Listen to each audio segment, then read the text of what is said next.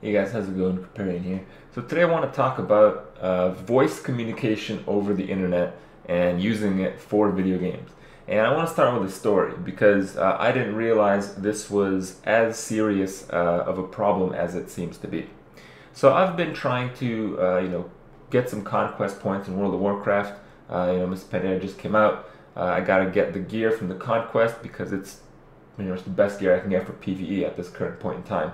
And to get the most conquest points, I gotta do rated battlegrounds. So I don't really know what's going on with rated battlegrounds. I did a few when Cataclysm came out, and then I stopped because they just seemed really lame. So I don't really want to start my own group. I want to get in touch with others that have some experience with this kind of stuff. So I've been doing that. I've run into a couple of groups that just they get people and they group together and they just try to do something. It's not like a setup thing that I've been into. It's just kind of like a semi-pug. But the guys that have been pugging are like people who are gladiators and who have like rank 1 rated battlegrounds, all that kind of stuff. Semi-high profile PvP players. So the first time I try to play with these guys, they invite me on Skype. Okay. And they had like a 12-way conversation on Skype. And it was like hideous.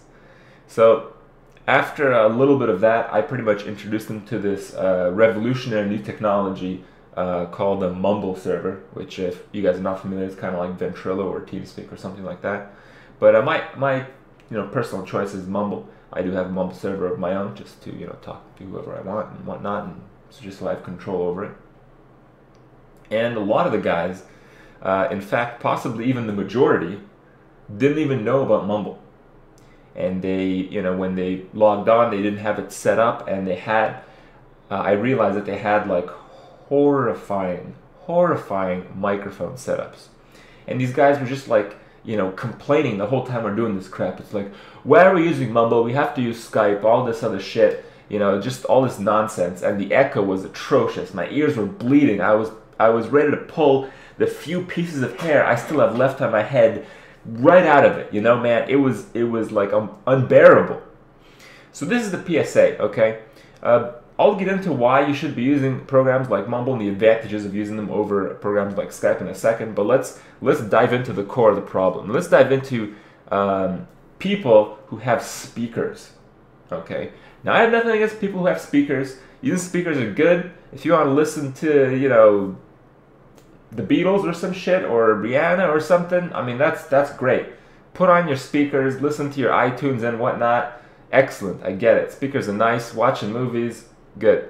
When it comes to gaming, there's a very distinctive reason why people don't use speakers.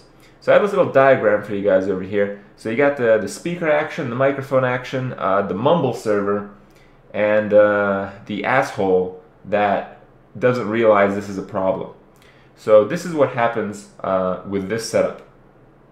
So the guy talks to the microphone, it goes to the Mumble server, everyone else hears it, and the Mumble server responds. They go, yeah, and then all that information goes through his speaker, it relays back into the microphone and back in the eardrums of all the other people listening on the Mumble server again, okay?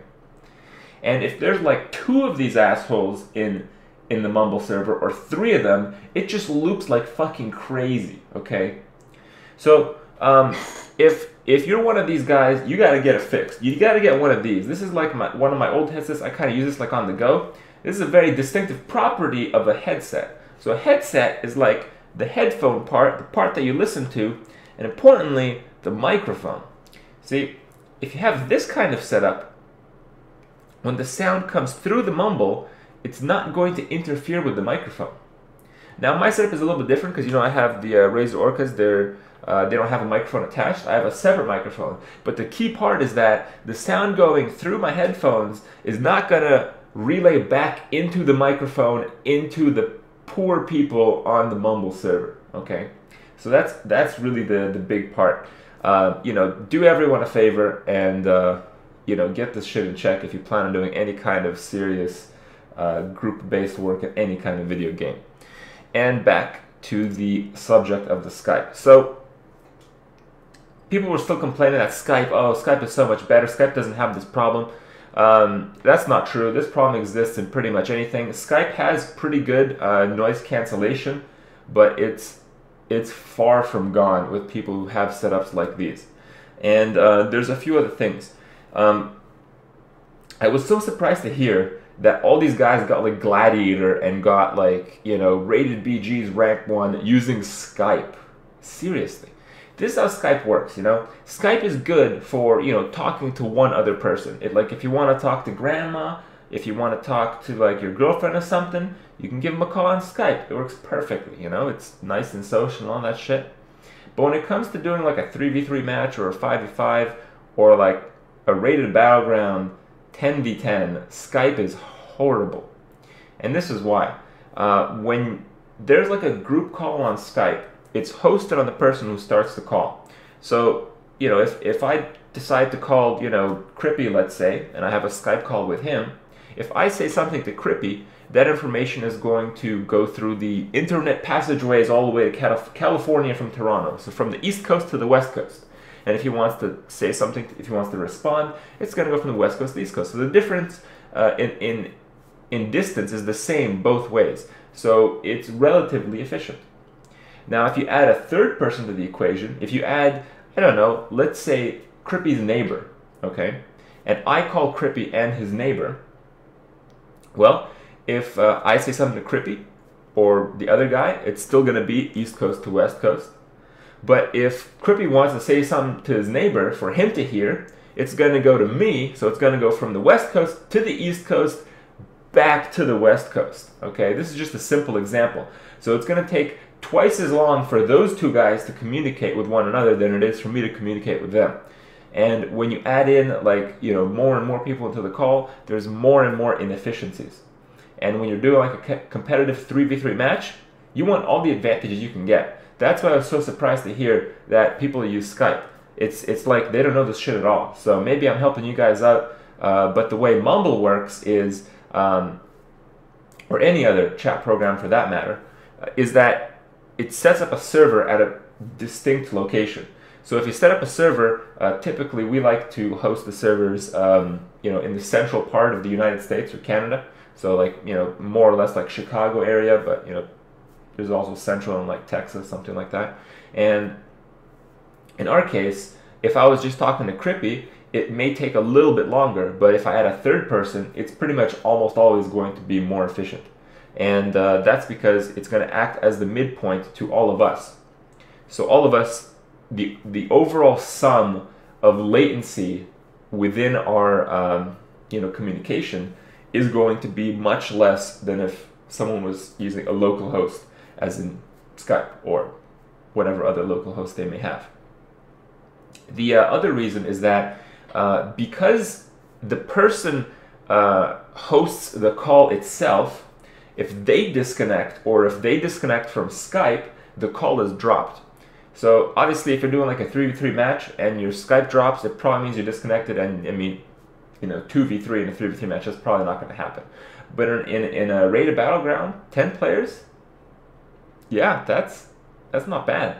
The other thing is that in some cases, because of how the internet wiring may work throughout all the people you're connected to on a Skype call, your Skype call might drop without your internet actually dropping. And, you know, restarting a Skype call and figuring all that shit out can be a big hassle, as opposed to a chat program where, you know, the only person who may disconnect is yourself, and it would automatically reconnect a few seconds later. So it provides a lot more consistency, and you guys should really look into using programs outside of Skype. I mean, Skype is good if you want to give grandma a call, but aside from that, when it comes to 3v3, PvP or higher, or anything over that, you really should be using you know, a real program to talk with your friends, talk with your teammates. And just a quick thing over the various programs out there. There's like Mumble, which is my choice. We used to use Ventrilo, but Ventrilo, the time between the other people hearing what you have to say is actually noticeably longer. If you load up Ventrilo and Mumble at the same time with the same people, they will tell you they hear you on Mumble sooner than they do on Ventrilo. I don't exactly know why that is, but I'm sure it's more complicated than a few minutes of research will show. And also there's TeamSpeak. TeamSpeak I've heard is really good, but I haven't really gone around to using it, as Mumble is apparently about as good on the latency side of things.